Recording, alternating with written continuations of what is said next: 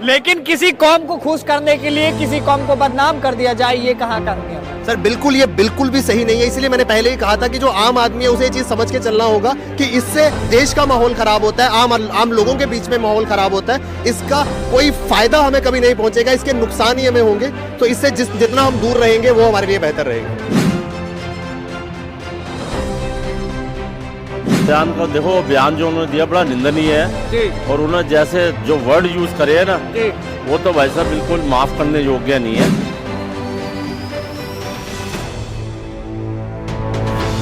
किसी एक व्यक्ति विशेष के बयान से इस पे कोई आपत्ति नहीं आ रही है। और जहाँ तक रही बात, मैं इस पे बिल्कुल सहमत हूँ कि अगर उन्होंने ऐसा कहा है तो उनको माफ़ी मांगनी चाहिए।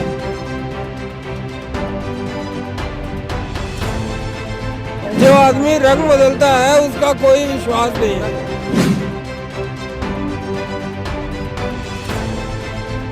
बिल्कुल, ये 2024 के पॉलिटिक्स की रणनीति बनाना है और एक लोगों को मोबिलाइज करना है, चाहे सही चाहे गलत तरीके से। Polarising the people is their objective.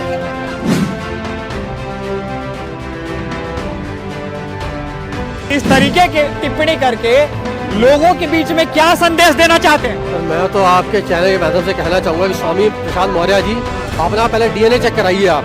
हम भी आपको स्वामी भी कहते हैं, प्रसाद भी कहते हैं, मौर्य भी कहते हैं। हरकतें ऐसी करती है कि मतलब कहते हैं ना, एक जो 2 कौड़ी का 10 कौड़ी का बंदा करता है वो।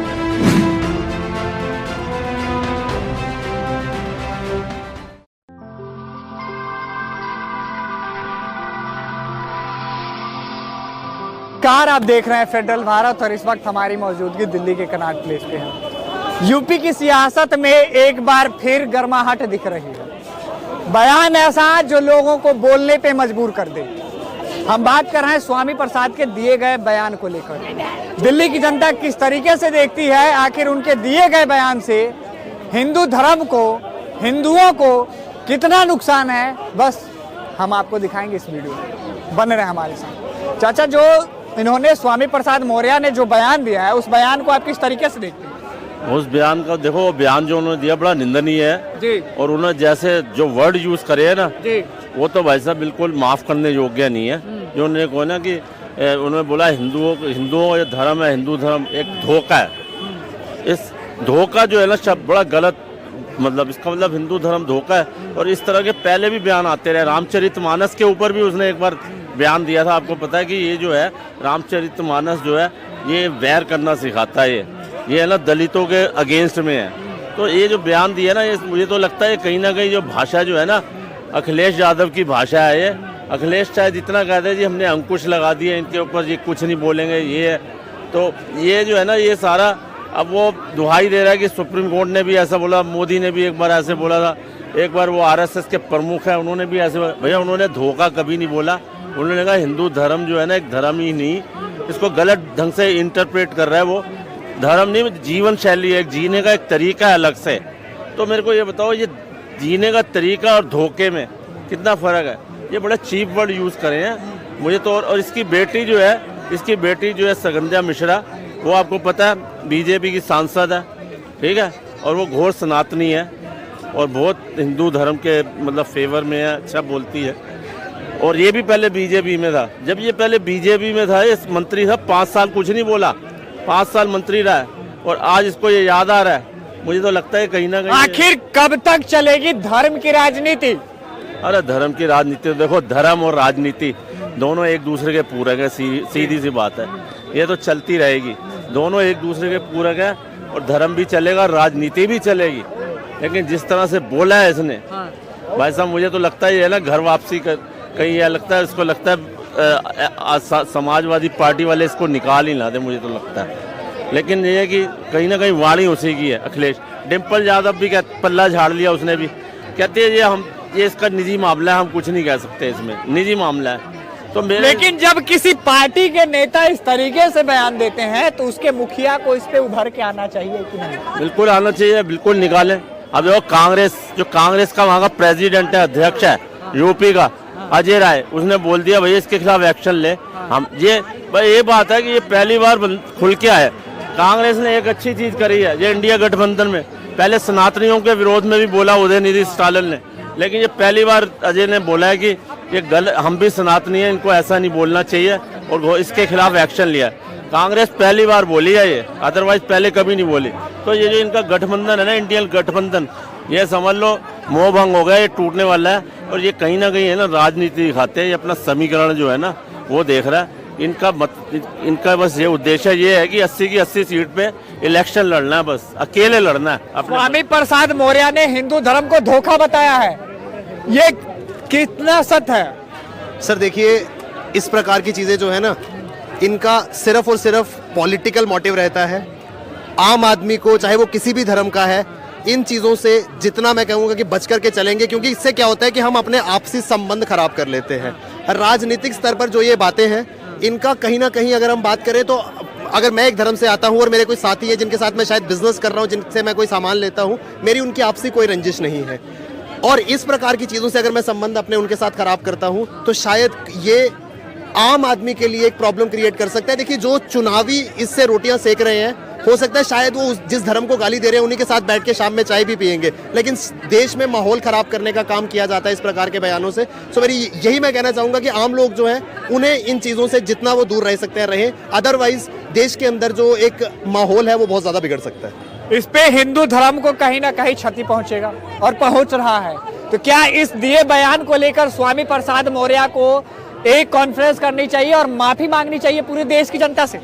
सर देखिए, आप जहां तक मुझे माइंडसेट समझ आता है, वो पॉलिटिकली मोटिवेटेड होकर के ये चीजें कर रहे हैं। उन्हें पता है कि इससे मुझे एक वर्ग का वोट शायद ज्यादा मिल सकता है। तो अगर उन्होंने अपने पूरे होशो आवाज में ये बयान दिया है, तो वो कभी भी, मुझे लगता है, इसके लिए अपोलोजाइज या माफी नहीं मांगेंगे, क्योंकि उन्हें लगता है कि जिन लोगों को खुश करने के लिए मैंने ये बोला है, माफी मांगने पर वो मेरे विरुद्ध जा सकते हैं। लेकिन किसी कौम को खुश करने के लिए किसी कौम को बदनाम कर दिया जाए, ये कहाँ का नियम है? सर बिल्कुल, ये बिल्कुल भी सही नहीं है। इसलिए मैंने पहले ही कहा था कि जो आम आदमी है उसे ये चीज समझ के चलना होगा कि इससे देश का माहौल खराब होता है, आम लोगों के बीच में माहौल खराब होता है। इसका कोई फायदा हमें कभी नहीं पहुंचेगा, इसके नुकसान ही हमें होंगे। तो इससे जितना हम दूर रहेंगे वो हमारे लिए बेहतर रहेगा।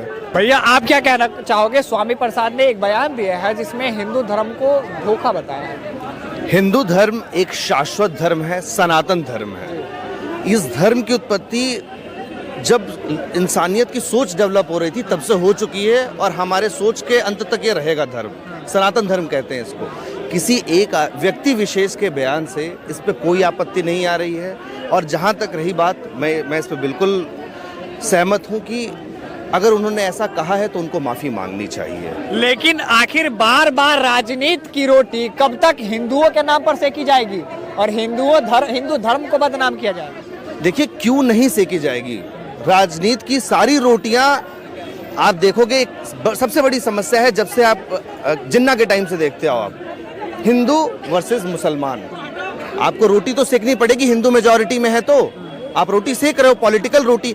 अब जनता जो है धीरे धीरे जनता जनार्दन बनती जा रही है। उसको समझ में आ रहा है कि मुझे धर्म के नाम पे वोट देना है, धर्म की राजनीति पे वोट देना है, या डेवलपमेंट की राजनीति पे वोट देना है। डेवलपमेंट और रिलीजन, ये धीरे धीरे अब डिफरेंशिएट हो रहा है। लोग समझदार बनते जा रहे हैं, और कुछ ही समय और है जब आप ये कह पाएंगे। मैं ये कहूँगा कि हम एक सेकुलर स्टेट हैं, सारे धर्मों की इज्जत है, और आप हिंदू धर्म के अगेंस्ट जाके बोलना एक अपीजमेंट पॉलिटिक्स है और कुछ नहीं है। उनको माफी मांगनी चाहिए इसके। ऐसा नहीं लग रहा कि ऐसे बयान देने से समाजवादी पार्टी में कई तरीके के मतभेद हो सकते हैं, और फिर 2024 में इतना बड़ा चुनाव है लोकसभा का, पार्टी को क्षति पहुंचेगी? बिल्कुल पहुंचेगी क्षति। देखिए, जैसा है कि पॉलिटिकल पार्टी को अपनी क्षति पहुंचाने से ज्यादा वो अपनी पोजीशन को इंप्रूव करने में लगे हैं। Negative publicity is also publicity. कहीं ना कहीं वो पब्लिसिटी लेने में लगे हुए हैं। वो निगेटिव पब्लिसिटी करके ही लेंगे पब्लिसिटी। बाद में भले एक छोटा सा बयान जारी करके प्रेस कॉन्फ्रेंस में धीमी आवाज में बोल दें कि मैं माफी मांगता हूं, लेकिन लोगों तक पहुंच तो गया उनका बयान। बिल्कुल, ये 2024 के पॉलिटिक्स की रणनीति बनाना है और एक लोगों को मोबिलाइज करना है, चाहे सही चाहे गलत तरीके से। Polarising the people is their objective. आप इस बयान को किस रूप से देखते हैं और बाकी जनता को क्या कहना चाहते हैं? किस बयान को किस तरीके से ले? मैं ये जनता को कहना चाहता हूं कि धर्म जो है आपका एक पर्सनल स्पेस में है। पॉलिटिक्स जो है वो सेवा है लोगों की, न कि एक धर्म विशेष की सेवा है। उसको लेकर के अपने वोट बैंक को बिल्कुल मोबिलाइज मत होने दीजिए, और आपका धर्म आप तक सीमित रहेगा। आप उसको अपने हिसाब से बढ़ाइए, लेकिन वोट तब कीजिए जिसके डेवलपमेंट के विचारधारा पे आप सहमत होते हो, वहीं पे वोट करना है आपको। स्वामी प्रसाद के दिए बयान को आप किस रूप से देख रहे हैं? बात यही बहुत वाहियात बयान है, लेकिन वो सिर्फ वोट को अपने अट्रैक्ट करने के लिए और अपने आप को एक गैर हिंदू या एंटी हिंदू साबित करने के लिए उसने दिया है। समाजवादी पार्टी में जब अमर सिंह जी थे उस समय भी ऐसे ही आता था। अमर सिंह जी के मुझे मैसेज आते थे कि मैं क्षत्रिय हूँ, मैं ठाकुर हूँ, तो मैं उनसे पूछता था कि आप किस बात के क्षत्रिय हैं और किस बात के ठाकुर हैं। एक क्षत्रिय का धर्म ये होता है कि वो समाज की रक्षा करे और समाज का अपमान ना करे। आपने समाज का अपमान किया है। हर की पैड़ी के ऊपर आपने इफ्तार पार्टी दी और उसमें अंडे सर्व किए हैं, वो भी मतलब उस पर एक रिलीजियस प्लेस के ऊपर। और मैं उनसे ये पूछता था कि अगर हिंदू ये फैसला कर ले कि हम जो है हम जामा मस्जिद में जाके किसी जानवर को काटेंगे तो क्या उनको कोई रोक सकता है? इससे वहमत से फैलेगा।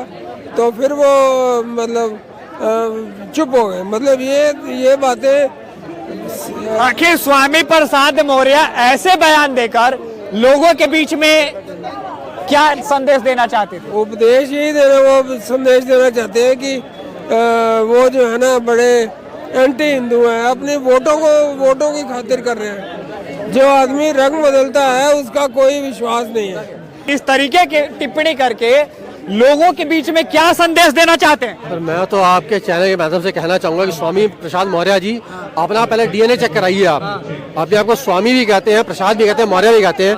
हरकतें ऐसी करती है कि मतलब कहते हैं ना, एक जो 2 कौड़ी का 10 कौड़ी का बंदा करता है। वो मुझे लगता है कि वो हिंदू धर्म को मानते हैं या हिंदू धर्म से है शायद। अब मैं आप पत्रकार हैं, आप ही लोग पता करिए कि उसके 3-4 अगर ऊपर जाएं हम लोग बुजुर्गों के, तो पता नहीं उनका डीएनए क्या निकले। उसके बाद फिर उस मुद्दे में बात हो ज्यादा अच्छा। लेकिन राजनीति की रोटी आखिर कब तक हिंदुओं के नाम पर हिंदू धर्म को बदनाम करके सेकी जाएगी? अब हिंदू जो है जाग चुका है, उनको अब जो है जवाब मिल गया है ना। तो अब यह है कि आप कुछ बोलोगे, गलत बोलोगे तो अब जनता जवाब देगी। अब जनता रुकेगी नहीं अब। और आने वाले 24 में तीसरी बार, 29 में चौथी बार, और उसके बाद विपक्ष का चौथा भी होगा, 13वीं भी होगी और बरसी भी होगी। स्वामी प्रसाद मौर्य के दिए बयान को लेकर आप किस रूप से देखते हैं? बहुत गलत बयान है, हम इसकी निंदा करते हैं। सारी जनता नगर देशवासी लोग जितने भी हो गए, साधु संत भी इसकी निंदा कर रहे हैं। ये व्यक्ति ऐसा है, अखिलेश ने क्यों पाला हुआ है इसको? वो अखिलेश सोचता कि सर हमारी उनकी सपा की पब्लिसिटी होती है, ऐसा नहीं है। बदनामी हो रही है, सपा के वोट दर घट रहे हैं क्योंकि उसमें हिंदू भी बहुत से जुड़े हुए हैं। खुद वो अपने आप को किशन की नगरी के वंश के बताते हैं अखिलेश जी। तो मैं कहना बहुत ज़्यादा अपमान कर रहा है ये पार्टी को, अपमानित हो रही है पार्टी। इसको तुरंत बाहर का रास्ता दिखाना चाहिए। और जब ये तड़पेगा घबराएगा, जब आने वाले टाइम पे इसको कोई संसद नहीं बनाएगा सांसद, तो उसके बाद इसको आटे दाल के भाव पता लगेगा और जहाँ भी जाएगा लोग इसका काला मुंह करा करेंगे। क्योंकि हिंदू धर्म का इसने बहुत ज़्यादा विरोध और बदनाम किया है, सनातनियों का बदनाम किया है। ऐसे व्यक्ति को इस धरती पर रहने का अधिकार नहीं है। फेडरल भारत यूट्यूब चैनल को लाइक और सब्सक्राइब करें और बेल आइकन दबाकर लेटेस्ट अपडेट पाएं।